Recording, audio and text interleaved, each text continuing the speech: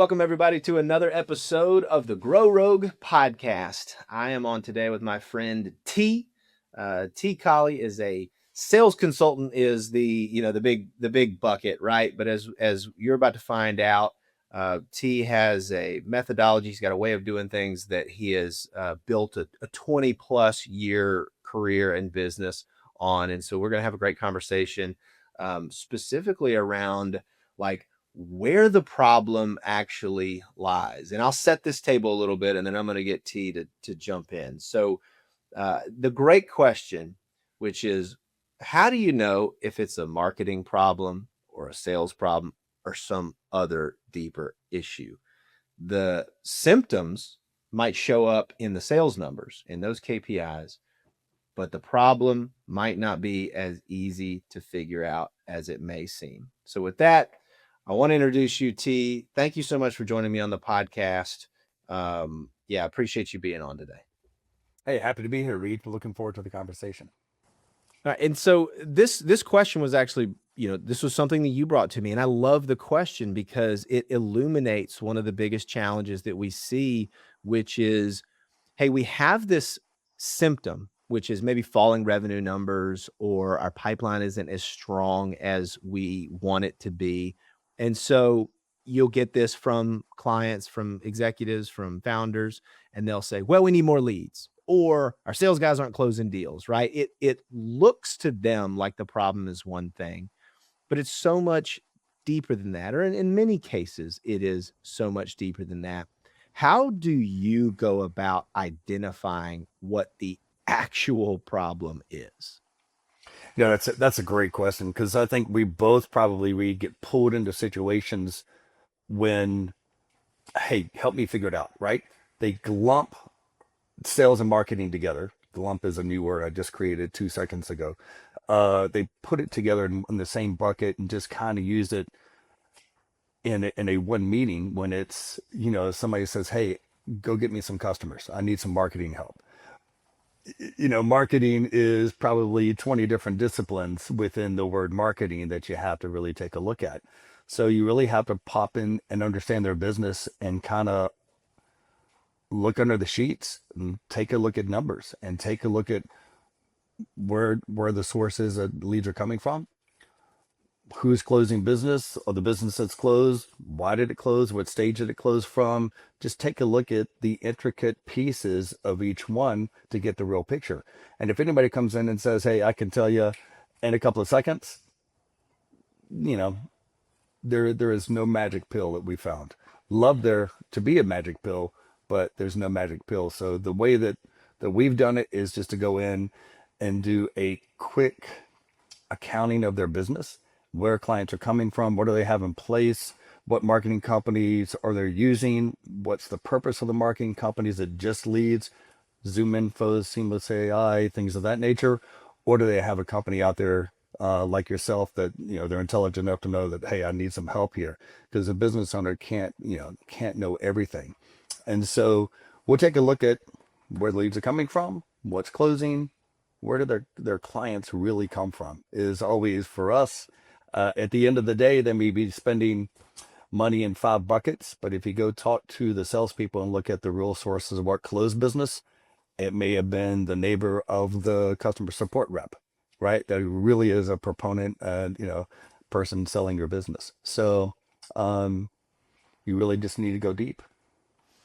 Yeah, I've seen, like we've kind of found the same thing, that you have to really ask the questions of what creates revenue today. And you really got to, like, not anecdotally, not, secondhand. Oh yeah, they tell me this, right? Like, no, we need to get down to the actual boots on the ground, and we need to figure out, hey, where are you finding these people, or what are you doing that's getting them to say yes? Because if we don't understand that, then we are really truly just guessing. And that it's like the information is available. Sometimes you have to make some educated guesses. Sometimes you have to throw out a hypothesis and test it. Uh, but a lot of times the information is available. You just got to go and get it. And I think what's really popping in my head, after that long-winded answer, is when you've done this hundreds of times, patterns begin to emerge that you can recognize quickly, right? Because you know marketing and you know that game. Same thing for us on the sales side of the house. When we've gone through this process hundreds, of times as individual contributors, managers, VPs, sales leaders, executive sales leaders, patterns begin to emerge that we can see more rapidly, but it doesn't mean you can shortcut the process, right? Because then you're going to trip up a little bit.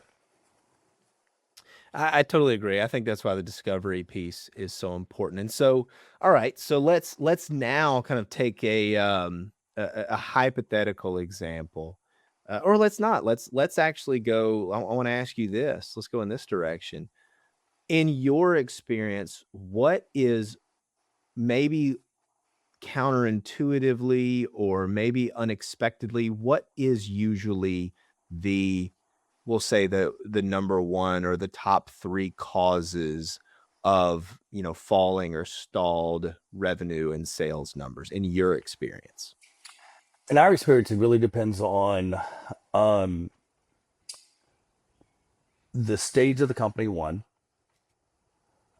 and what is trying to be accomplished. And so if it is in a small business, lots of times it is the owner who has done a fantastic job of owner-led sales, getting it in place, selling the product. They know how to sell the product. Now, when they begin to build a sales team, they're thinking there's one way to sell the product. I know how to sell that product, and this is the way it needs to happen. If they've never led or coached a sales team before, they're going to find out and have to go through the learning process that a new sales manager goes through. Most sales managers find out the hard way, especially those of us who were number one salespeople that were placed into the sales management role. 99% of those individuals, and I was one of them, flunk in your first sales management job because you go through the process. I know how to sell this stuff. I'm number one. I know exactly how to do it. And your first sales management job is you kind of lean towards, hey, this is the way we're going to do it. It takes you years to find out, hey, everybody's an individual and there's more than one way to sell the same product or service, right? And so if it's early in a company, a startup or a small business that's trying to scale to the next step, lots of times you need to take a look at, is the owner, and all as entrepreneurs, we try to do, a little bit of everything, right? And it's step back, is sales management the challenge, right? And if we can take that over and teach or coach or bring somebody in, then the owner can kind of focus on what they do best and kind of help coach that situation. So if it's a small business, lots of times, if it's their first sales team and they're growing that sales organization because of growth, that's a key component. It's like the more I find out about marketing, Reade, the more I find out I don't know anything about marketing, right? Because it is so intricate. I'm like, yeah, as a sales guy, we're pretty confident. A lots of times we do a lot of research, a lot of preparation as professionals, and dive into it so we can understand it. But the more we dive into marketing, the more we just find out how challenging it is. Just setting up an email campaign, all the little things that you never knew about domains and all this good stuff, takes time and effort and knowledge and learning and failing sometimes, right? So same thing with sales. And so for a small company, it could be something like that. You go into larger companies that are established, it could be anything from a rotten egg on the sales team. It could be the process is not being followed. It could be the wrong process. It could be, hey, there are 10 great salespeople and they're all following different paths. It could be any different number of things. So it goes back to, we need to look under the hood, right? It could be the comp plan. It could be sales are great, but delivery stinks, right? We're doing a great job at selling, but then here we can't deliver what we're selling. And so have we grown too fast? So there are lots of little bitty things that can go on. It could be leadership. Do you have the right person in place? I think the more you find out about leadership in the sales role, the more you find out that, hey, the sales professional is the one that you need to support. It's about the sales professional, not about you, the sales leader, right? And so you fall further and further back behind the scenes and put them up front in terms of importance, and support them. So you opened up a thread for me with that answer that I think is really, really critical. And, we've almost seen this without realizing we're seeing it, but you put it into words. It's allowing professionals to do more of what they do best, right? Because we've seen the same thing, right? Where maybe we get brought in and there's a a talented but spread very thin leader, or a person who's in whatever role, and we see and we can tell intuitively that that person is really doing a lot, but is actually still underutilized, right? Because they're doing a lot of things that are not their highest and best use of their time, right? And so if we can come in and we can kind of carve out this, part of their week, and we can take this on and we can help them to better identify and double down on the things that they do super well, then just by doing that, right, you're able to not only get more benefit, because we know we can come in and we can do what we do better than most, existing teams or people that are already there, but now they are much more productive and effective, because it's like you hired another person to help them with their job, but it's really just them getting to do more of what they already are really good at. So I'm curious to see, I'm curious to know if that's, if that's something that you've seen happen. If I'm understanding what you're saying, am I'm off base? Because when you said that, that immediately came to my mind. I think it plays in every different level within the sales organization, or lots of times in various levels. So salespeople are not all created the same. Even if they're following the same process, some are going to be better at discovery, some are going to be better at closing, some are going to be better at any particular type of the sales stage. Um, Letting them, supporting that discipline that they are extremely good at, and helping to share that across the team does nothing but build confidence in that individual, right? And then the others see that, hey, this is the best practice. Let's do that. So on a frontline sales, it's fantastic. We have seen it so much in the enterprise world and the large company world, and that we've actually created a service that we put in play last year that is a revenue leadership extension. So you take a CRO or a senior VP of sales who is so stretched thin, just like a CMO would be, that they need a peer, outside peer, that they can trust, right? Because the larger the organization, sometimes the more challenging it is to know, who you can trust around you, and to have a peer relationship that you can offload the things that are important, but you really need to have focus on, right? So if you've got three priorities and you have time for two, you can hand it off to a peer CRO outside the organization that you can trust to have handled. And so that's become probably one of our fastest growing products or services that we offer because of the bandwidth. Yeah, and that's big. And look, this is where the elephant in the room has to come out, right? And it's, we have to start having the AI conversation, right? Because you and I are both in a space that is, not that there's any space that isn't, but that it's heavily impacted by AI. And I'm gonna make this, I'm gonna make this connection, right? There is there is like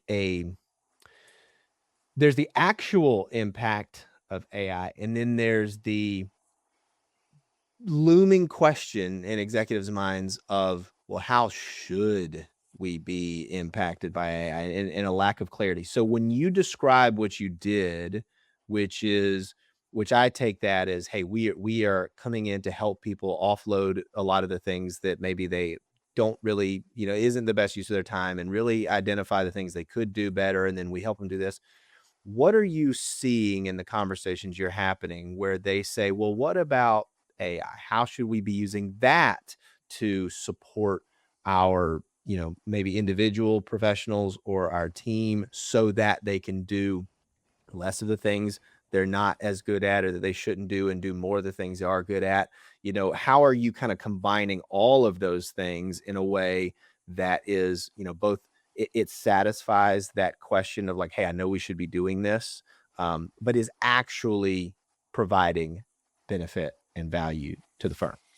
Great question. And I think it's changing, right? So building sales organizations, which is what we do, from the ground up, to the national level, and what our team members have been accustomed to doing, um, incorporates at some point in time sales technologies, CRM and other integrations, right? As the customer platform. And so one of those things, of course, you cannot take a look at cell technologies without AI, because AI is being embedded in those technologies, as just one component of AI.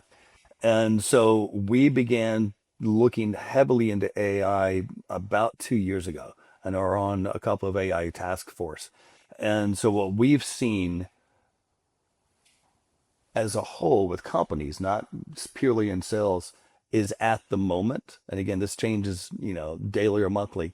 Um, the best thing at the moment are people taking their existing workflows and incorporating AI to increase the productivity or efficiency of their existing workflows. Because if on the other side of the house, people are jumping into AI just so they can say, hey, we're in AI, and they're jumping in the pond and they're getting bottlenecked, right? And so that's why, as a company, you really can't move into AI just to jump in to be part of the team and to market it so you can say, hey, we're in the game, because you're going to hit a wall. So what most people are doing is taking a look at existing workflows that they can bring AI in to increase the productivity, increase the efficiency, so that they can offer and provide that workflow a lot more expediently. So I think that, and that's great, right? It's I've used this analogy before of like, you know, if I gave my 11-year-old a power tool, he would not be able to build a house, right? It's an incredible tool, right? It's incredibly effective in the hands of a skilled professional. Now, if I give a power tool to a a professional builder or contractor, well, then that contractor or builder just became way more effective, right? So I think Right. the trap we've fallen into, and I'm curious about the task force term you use, which means that was very intentional of like, hey, let's go figure this out. Um, the trap I think a lot of businesses are falling into are that, hey, let's just give all these 11-year-olds these power tools, right? And let's just give everybody AI, and then let's just hope for the best, right? And I would even amend my earlier analogy by saying if I gave a very skilled carpenter or something like that a power tool, day one, he actually won't be very capable with it, right? Because he's like, no, I've been using these old, tools and way of doing things. I'm very good at that, but I need to still learn how to best use this new power tool, right? So we have those two things. So the first misconception that I've seen is that, oh, well, now anybody can do X job, right? Because we have AI. That's the 11-year-old, the power tool. And then the next misconception is, well, let's just give all of our team, access to these tools, and then they'll be a whole bunch more effective. Well, that's the second analogy, which is like, the longtime contractor or carpenter each gave him a power tool and still got to learn the right way to use that. And so what you're describing is not only are we providing the tools, we're providing the training, the onboarding, the ramp up, the testing and experimentation so that they genuinely are a one person plus one tool equals a 10x capability there. Is that what you're describing? Yeah, I am, and that was on a business level. So if we take a look to, and that's from discovery in terms of trying to get better at sales technologies, right? So as we in the task force, that I was a member or am a member of, so from a sales point of view, we're currently utilizing AI and LLMs and agents to write code. Did we used to write code? Heck no. We would farm it out and get someone to do it. But we found out writing code to do an integration between a point of sale system to a CRM. We can write code, sure, but if we're still going to have 10, 20, 30, 40, 50 hours in it, because the deeper we get into it, the more that we know the integration needs to do X, Y, Z. You still need to put it through testing modes, and you still need to tweak, and you still need to do these things. So, does it quicken the process? Yes. Do you still need to have the chops of a software engineer or the POS expert or the CRM expert to have input? 100%, right? So it's the professional versus your son that you were talking about. But we're also, the technology is moving so fast, so we're putting in AI voice agents, both inbound and outbound for some of our clients, who is trying to take as much of their business as possible, automate the business so that they don't have to hire professionals. And this individual is getting ready for exit. They're trying to increase their valuation. They're trying to put into play increase in sales and productivity and products and revenue without doing much hiring. And so in their attempt to increase the valuation, they're put in agents instead of people. And so it is amazing what a voice agent, the proper voice agent, can do. Going back to technologies real quickly, when you said power tool, there are a whole bunch of different power tools to choose from Yeah, yeah. for the job. And then there are a whole bunch of different brands of power tools, each with, different speeds, different powers, different nuances that may apply to the job, may not apply to the job. It's a special tool versus a general tool. And I think you and I have had this conversation when we first met each other. How many sales and marketing pieces of technology do you think are out there in the world today? Sales software, sales tools for sales and marketing. Geez, it's got to be hundreds.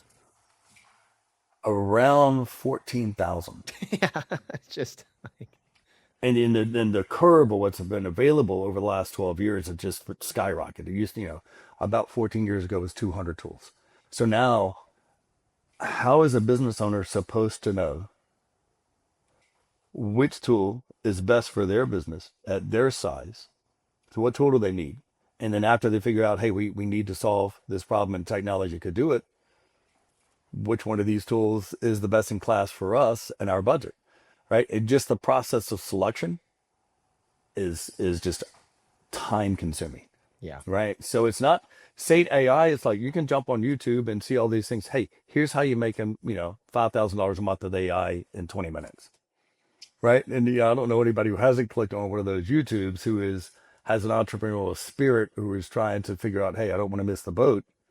But the truth of the matter is, it is a fantastic tool that 100% you can implement and it will assist. You still need to have the chops in your industry.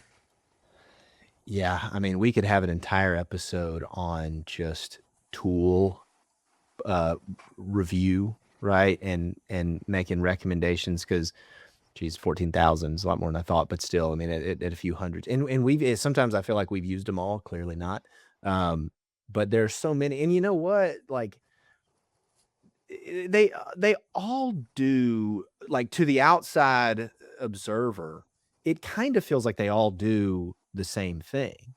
And I think that's why, folks like yourself are so valuable, because you can go, okay, look, I'm going to do super nerdy analogy here. If you, or if anybody in our audience has ever seen the Harry Potter movies or read the Harry Potter books, one of the very early scenes in the book, we're taking our kids through all of the movies, like one at a Okay. time right now, so it's fresh. In the first movie, Harry Potter goes to the wand store, right? And in the wand store, it's sort of like this humorous scene. There's like 1,000 different wands. They all look a little different. To Harry, he doesn't understand what the difference is at all. but to I think his name is Pollivander, right? He's the owner of the store. He made all the wands. He's testing out different ones, and he's trying to find the exact right perfect one for Harry. And a couple of them don't work, right? They don't the magic doesn't do what he expects it to do.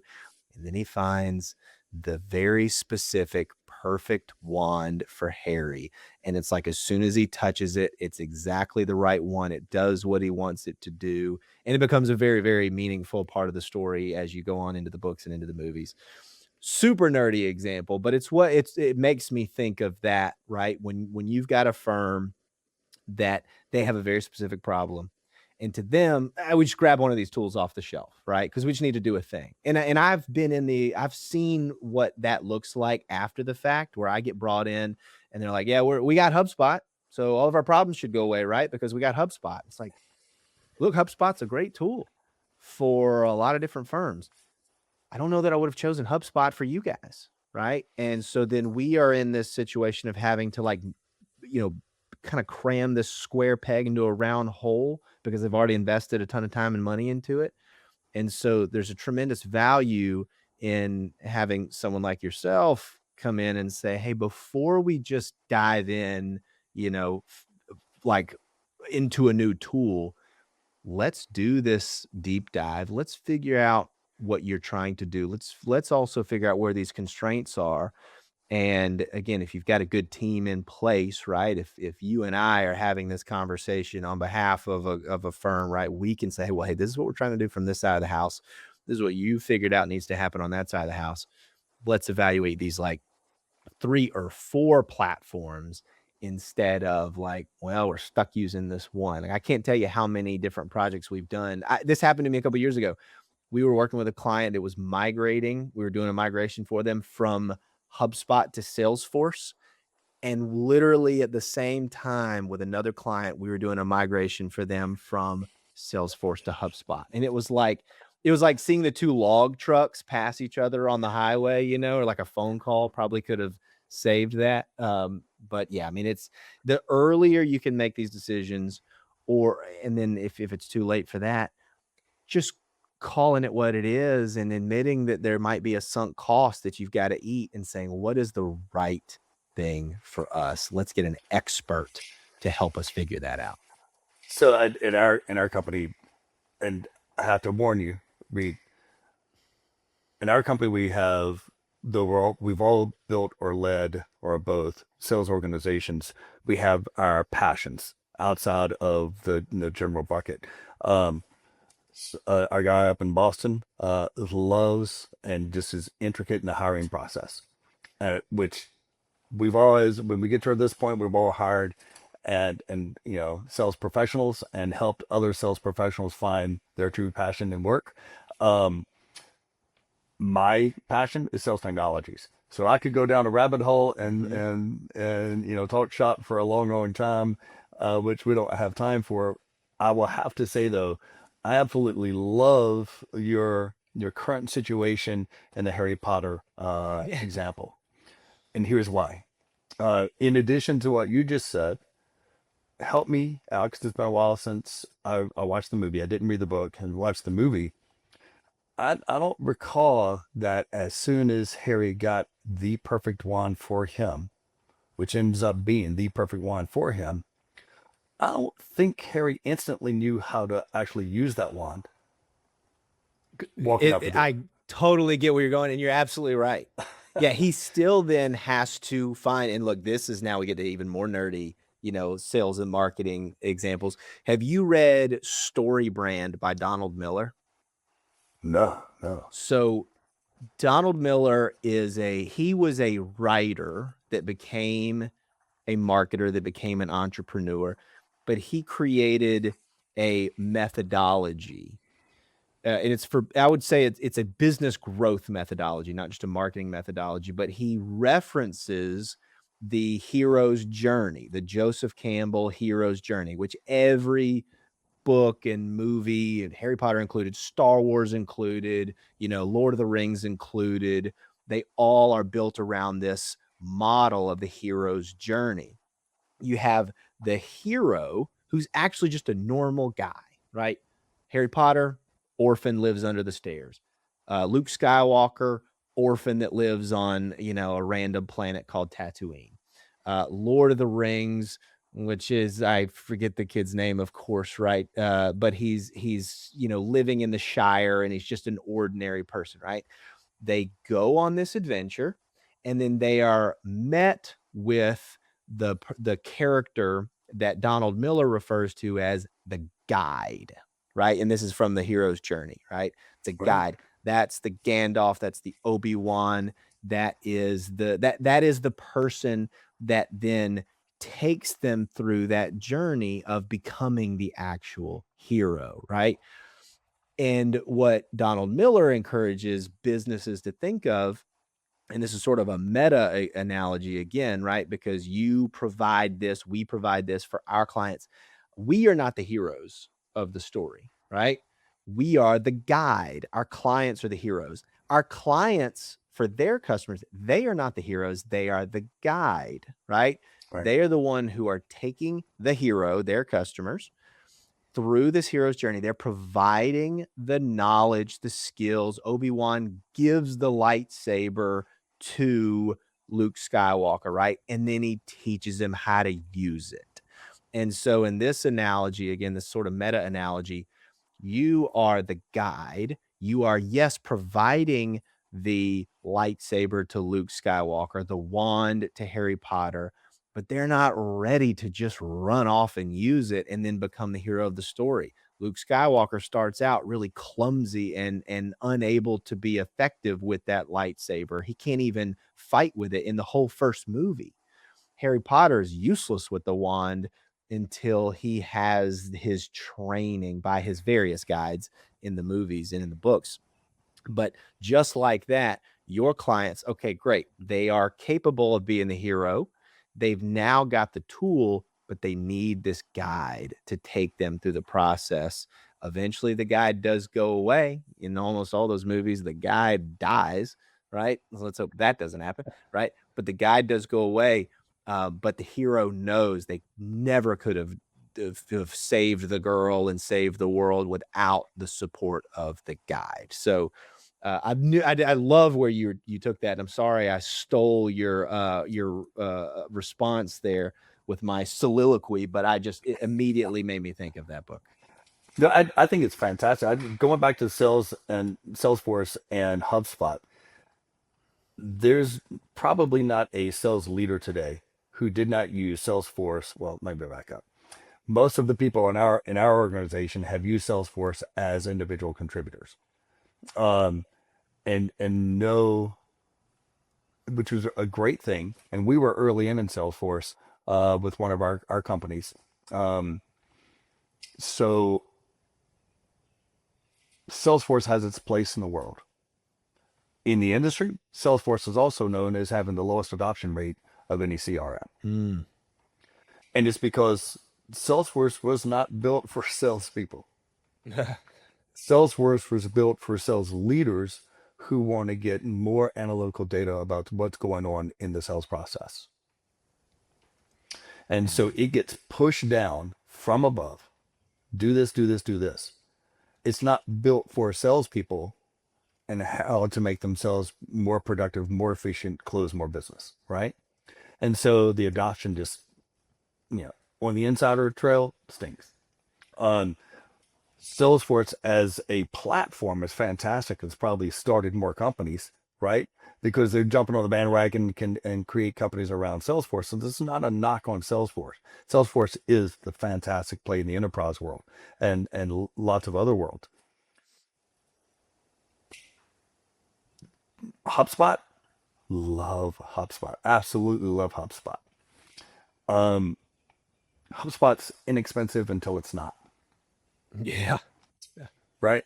And so when people jump in and make decisions about tools because they've heard of a company, and the more often they hear the name of the CRM or any other sales tool, oh, that's got to be the best tool because everybody uses it. And that's kind of and every business owner or leadership team is making those decisions rapidly because of they've heard that. And it's like going into the wand store.